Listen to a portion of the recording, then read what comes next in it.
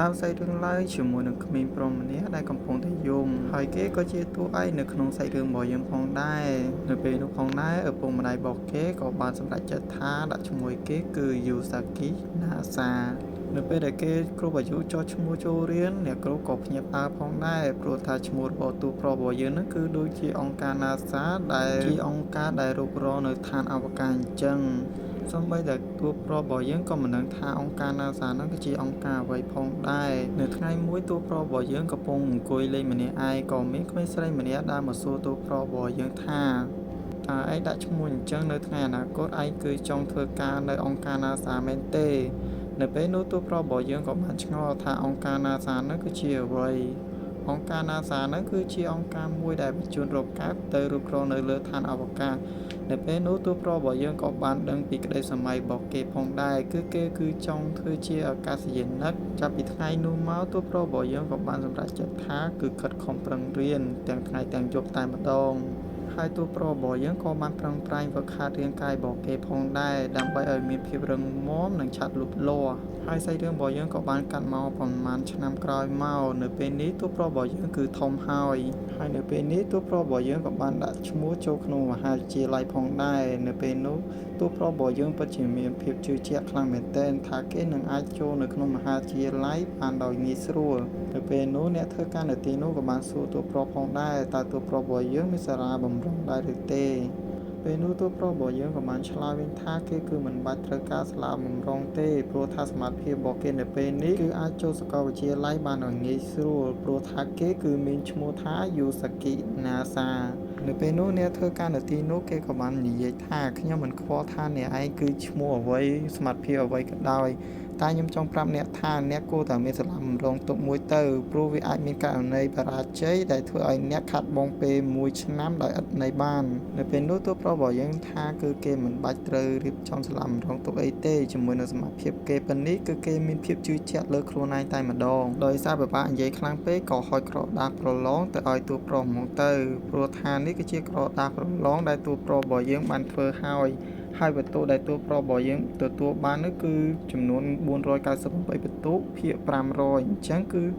គេមានឱកាសគឺប្រឡងជាប់សឹងតែ 100% បាត់ទៅហើយនៅពេលនោះតួប្រុសរបស់យើងក៏បានទទួលកត្តាហើយធ្វើដំណើរចាក់ចេញទៅនៅពេលដែលតួប្រុសរបស់យើងធ្វើដំណើរត្រឡប់មកផ្ទះវិញគេក៏បានសរសើរខ្លួនឯងដែរថាគេគឺធ្វើបានល្អមែនទែននៅក្នុងថ្ងៃនេះនៅពេលដែលតួប្រុសរបស់យើងកំពុងតែសរសើរខ្លួនឯងនៅពេលនោះគេក៏បានឮសំឡេងមនុស្សស្រីម្នាក់គោះភេសជ្ជៈនៅក្បែរគេហើយសម្រស់របស់នាងពិតជាស្អាតខ្លាំងមែនទែនតួប្រុសរបស់យើងគ្រាន់តែឃើញនាងភ្លាមគឺថាលងស្នេហ៍ទៅកាន់នាងបាត់ទៅហើយនៅពេលនោះនារីម្នាក់នោះក៏បានធ្វើដំណើរចាក់ចេញទៅហើយតួប្រុសរបស់យើងឃើញបែបនេះក៏បានធ្វើដំណើរតាមគេផងដែរនៅពេលដែលតួប្រុសរបស់យើងបានរត់ទៅតាមនារីម្នាក់នោះក៏មានឡានមួយបានបើកមកយ៉ាងលឿនហើយក៏បានបុកទៅកាន់តួប្រុសរបស់យើងពេញមួយទំហឹងតែម្ដងមួយសន្ទុះក្រោយមកយើងក៏បានឃើញក្រដាសមួយប្រឡាក់ពោពេញទៅដោយឈាមជាមួយនឹងអីវ៉ៃអីវ៉ាន់ផ្សេងទៀតដែលកំពុងតែរាយប៉ាយនៅលើដីនៅពេលនោះយើងក៏បានឃើញតួប្រុសរបស់យើងកំពុងតែត្រូវរបួសធ្ងន់ខ្លាំងមែនទែនតែគេកំពុងតែហូរឈាមឡើងពេញខ្លួនតែម្ដងនៅពេលនោះតួប្រុសរបស់យើងក៏បាននិយាយថាតើគេនឹងត្រូវស្លាប់នៅពេលនេះតើមែនដែរឬទេខ្ញុំគឺមិនចង់ស្លាប់ទេនៅពេលនោះយើងក៏បានឮសំឡេងរបស់នារីម្នាក់បាននិយាយថាលោកគឺនឹងមិនស្លាប់នោះទេនៅពេលដែលតួប្រុសរបស់យើងបានបើកភ្នែកក៏បានឃើញថានារីដែលគេលួចស្រឡាញ់គឺនៅចំពោះមុខគេ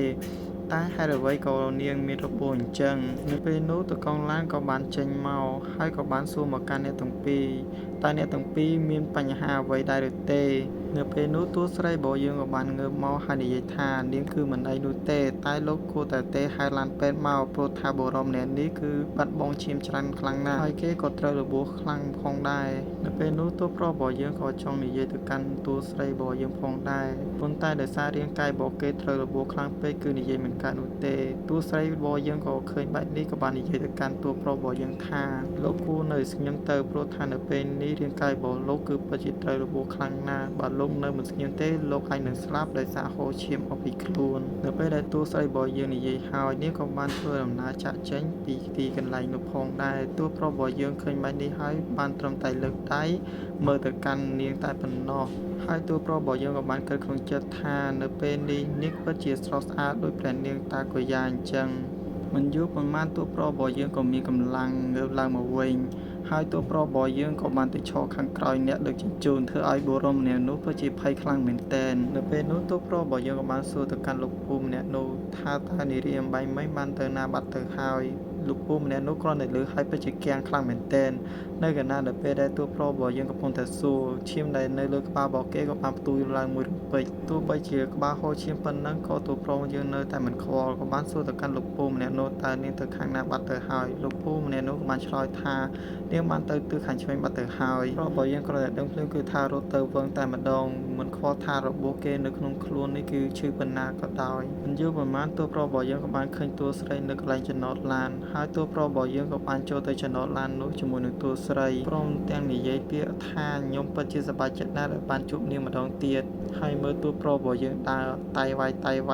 យអូយពិតជាបាក់ភ្នែកខ្លាំងមែនទែនហើយឃើញពិបាកភ្នែកបែបនេះតួស្រីរបស់យើងក៏បានហៅតួប្រុសឲ្យទៅអង្គុយក្បែរនាងហើយក៏បានយកកសែងដៃរបស់នាងជូតឈាមទៅកាន់តួប្រុសផងដែរហើយសកម្មភាពបែបនេះធ្វើឲ្យខ្ញុំពិតជារំជួលចិត្តខ្លាំងមែនទែនពិសេសជាងគេអ្នកដែលមើលវីដេអូមួយនេះភាគច្រើនគឺអ្នក single តែម្ដងបន្ទាប់ពីតួស្រីរបស់យើងបានជួតឈាមទៅកាន់តួប្រុសហើយនាងក៏បានឲ្យអាវក្រៅរបស់នាងមកកាន់តួប្រុសផងដែរបន្ទាប់ពីតួស្រីរបស់យើងបានឲ្យអាវក្រៅទៅកាន់តួប្រុសហើយនាងក៏បានធ្វើដំណើរចាក់ចេញទៅព្រមទាំងពាក្យដែលនាងបាននិយាយថាបើសិនជាលោកនៅតែធ្វើសកម្មភាពបែបនេះទៀតច្បាស់ណាស់លោកនឹងអស់ឈាមហើយស្លាប់នៅទីនេះមិនខានបន្ទាប់ពីតួស្រីរបស់យើងបាននិយាយរួចហើយនាងក៏បានបើកទ្វារធ្វើដំណើរចាក់ចេញទៅព្រមទាំងពាក្យមួយម៉ាត់បន្ថែមទៀតថាថែរក្សាខ្លួនផងនៅពេលនេះរាងកាយរបស់តួប្រុសរបស់យើងពិតជាខ្សោយខ្លាំងណាស់ភ្នែករបស់គេគឺចាប់ផ្ដើមបិទម្ដងបន្តិចទៅហើយប៉ុន្តែគេនៅតែខំប្រឹងជំនះដើម្បីទៅខាងក្រៅជួបតួស្រីរបស់យើងហើយក៏បាននិយាយទៅកាន់តួស្រីក្នុងពាក្យមួយម៉ាត់ថាខ្ញុំស្រឡាញ់អ្នកពិតជាស្រស់ស្អាតខ្លាំងណាស់នៅក្នុងកែវភ្នែករបស់ខ្ញុំអ្នកពិតជាស្រស់ស្អាតដូចពន្លឺព្រះច័ន្ទដែលកំពុងរះនៅក្នុងជួបនេះអញ្ចឹងប៉ុន្តែតួស្រីរបស់យើងបានដើរចេញហើយក៏បាននិយាយពាក្យមួយម៉ាត់វិញថាយើងអាចរស់នៅជាមួយគ្នាបានប្រសិនបើលោករៀបការជាមួយនឹងខ្ញុំហើយតួប្រុសរបស់យើងសប្បាយចិត្តខ្លាំងពេកឡើងសន្លប់បាត់នៅពេលដែលតួប្រុសរបស់យើងបានភ្ញាក់ឡើងមកវិញនៅពេលនេះវាពិតជាផតជូរខ្លាំងមែនទែនហើយរដូវនេះគឺជារដូវផ្កាកូរ៉ាកំពុងតែរុះរោយពិតជាសោកស្ដាយទៅកាន់តួប្រុសខ្លាំងមែនទែនហើយតួប្រុសរបស់យើងក៏បាននឹកឃើញនៅពាក្យសម្ដីរបស់តួស្រីនិយាយថា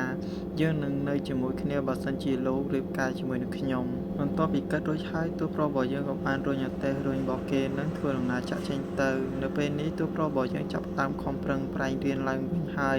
យព្រោះថាគេពិតជាសន្លប់យូរខ្លាំងមែនទែនធ្វើឲ្យគេនឹងគឺខាតពេល1ឆ្នាំនៅក្នុងការសិក្សាជាមួយសមត្ថភាពយ៉ាងខ្លាំងរបស់តួប្រុសរបស់យើងគេក៏បានចូលធ្វើការនៅកន្លែងម៉ាតមួយកន្លែងហើយនៅពេលនេះតួប្រុសរបស់យើងក៏បាននិយាយថានៅក្នុងរយៈពេលប្រហែលខែសោះគេពិតជារលួយបានច្រើនខ្លាំងមែនទែននៅពេលនោះផងដែរយើងក៏ឃើញតាមជើងមនុស្សម្នាក់ដើរមកទីនេះហើយតួប្រុសរបស់យើងក៏ឮសលេងណាគេចុចកណ្ដឹងនៅពេលដែលតួប្រុសរបស់យើងបើកទ្វារមកពិតជាសប្បាយខ្លាំងមែនទែននេះហើយគឺជាមនុស្សស្រីដែលគេលួចស្រឡាញ់នៅពេលនេះកំពុងតែឈរនៅមុខតួប្រុសហើយតួស្រីរបស់យើងក៏បានណែនាំខ្លួនដែរថានាងមានឈ្មោះថាស៊ូកាសាហើយមើលការណែនាំរបស់គេគឺពិតជាគួរឲ្យស្រឡាញ់ខ្លាំងមែនទែនហើយនៅពេលនេះតួប្រុសរបស់យើងក៏បានហៅតួស្រីមកក្នុងផ្ទះហើយគេក៏បានគិតក្នុងចិត្តដែរតែនេះគឺជាការសម័យតែមែនទេព្រោះថានៅពេលនេះមនុស្សដែលគេលួចស្រឡាញ់នេះគឺនៅក្នុងផ្ទះរបស់គេហើយនៅពេលនេះតួប្រុសរបស់យើងក៏បានទៅឆុងកាហ្វេឲ្យតួស្រីរបស់យើងហើយមើលសម្រស់ទៅកាន់តួស្រីរបស់យើងគឺពិតជាស្រស់ស្អាតខ្លាំងមែនទែនហើយតួប្រុសរបស់យើងក៏បានគិតពីរឿងអំបែងមិញផងដែរពេលតួស្រីរបស់យើងប្រាប់ឈ្មោះទៅកាន់គេហើយនៅពេលនេះតួប្រុសរបស់យើងមើលទៅកាន់តួស្រីពិតជាលងស្នេហ៍ខ្លាំងមែនទែនរហូតដល់តួប្រុសរបស់យើងបានចាក់កាហ្វេឡើងហៀតទៅហើយនៅពេលនោះតួប្រុសរបស់យើងបានអង្គុយនៅក្បែរតួស្រីហើយសួរទៅកាន់តួស្រីថាតើតួស្រីរបស់យើងមកទីនេះមានភារកិច្ចអ្វីដែរនៅពេលនោះតួស្រីក៏បានដកសំបុត្រមួយច្បាប់ចេញមកហើយនេះគឺជាសំបុត្រអាពាហ៍ពិពាហ៍ហើយតួប្រុសគ្រាន់តែលើបែបនេះឡើងធ្លាក់កែវកាហ្វេពីដៃហើយបានស្រែកថាស្អីគេសំបុត្រអាពាហ៍ពិពាហ៍មែនទេហើយតួស្រីក៏បានយកដៃខ្ទប់តិចហើយនិយាយថាហេតុអ្វីលោកភ្ញាក់ផ្អើលពីវាម៉េះហើយតួប្រុសបាននិយាយថាមិនភ្ញាក់ផ្អើលម៉េចព្រោះថ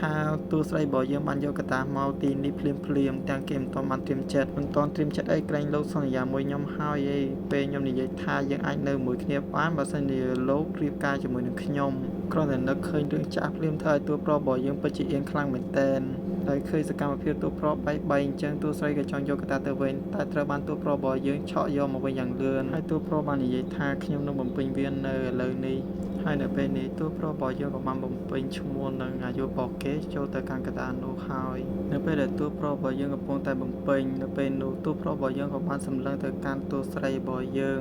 ហើយពេលនេះតួស្រីរបស់យើងកំពុងតែប្លង់កាហ្វេហើយនៅពេលដែលតួប្រុសរបស់យើងសម្លឹងមើលចឹងឃើញថានាងក៏បានញញឹមទៅកាន់តួប្រុសហើយតួប្រុសរបស់យើងនៅពេលនេះគឺថាលេងខ្វល់ហើយបំពេញយក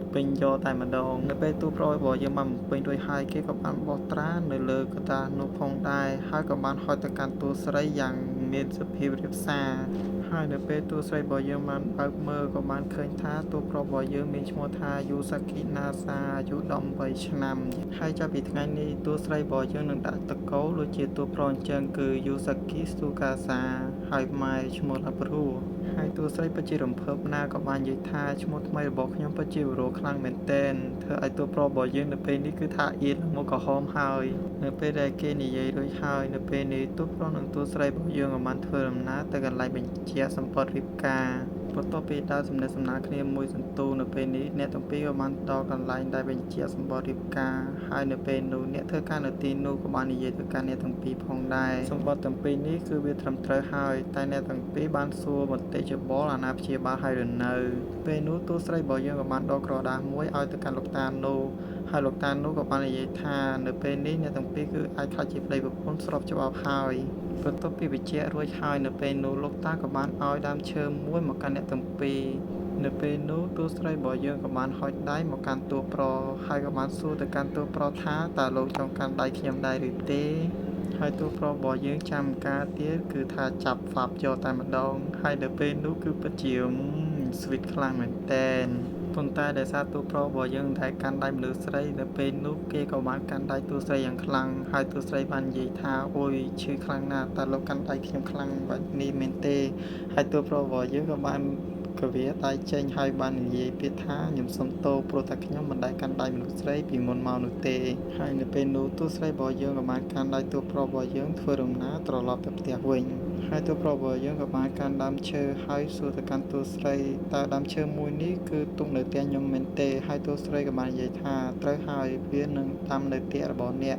ហើយចាប់ពីស្អែកនេះទៅខ្ញុំនឹងត្រូវទៅដេកនៅក្នុងផ្ទះរបស់អ្នកហើយតួប្រុសរបស់យើងក៏លើហើយពិតជាអៀនខ្លាំងមែនទែនព្រោះថាក្រែនៅក្នុងផ្ទះរបស់គេគឺមានតែមួយតែប៉ុណ្ណោះហើយនៅពេលនោះតួប្រុសរបស់យើងក៏បានគិតថាតួស្រីរបស់យើងប្រកាសជាដេកនៅក្រែមួយគេហើយគេពិតជាអៀនខ្លាំងមែនទែន